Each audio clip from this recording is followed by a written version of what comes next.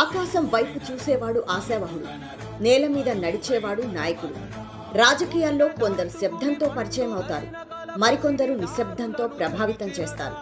హంగు ఆర్భాటాలు లేని హుందాతనం, మాటలో మెత్తదనమున్నా ఆశయంలో అలుపెరగని పట్టుదలకు నిలువెత్తు రూపం ఆయనే తెలంగాణ ఉప ముఖ్యమంత్రి, రాష్ట్ర ఆర్థిక మంత్రి మల్లు భట్టి విక్రమార్క.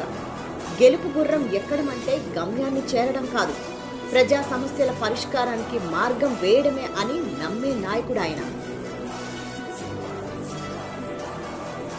చెట్టు ముందా విత్తు ముందా అన్నట్టుగా పదవి ముందా పని ముందా అంటే భట్టి గారికి ఎప్పుడూ పనే ముందు.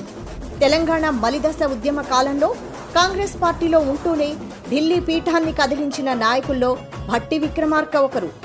సబ్బండ వర్గాలను ఏకం చేయడంలో ఆయన నిర్వహించిన పాత్ర అనిర్వచనీయం.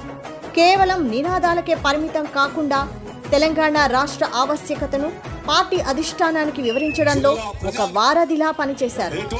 తెలంగాణ స్వరాష్ట్ర ఆకాంక్షను గుండెల్లో నింపుకొని నాడు అసెంబ్లీలో ఆయన వినిపించిన గొంతుక కోట్లాది మంది ఆశలకు ప్రతిరూపం.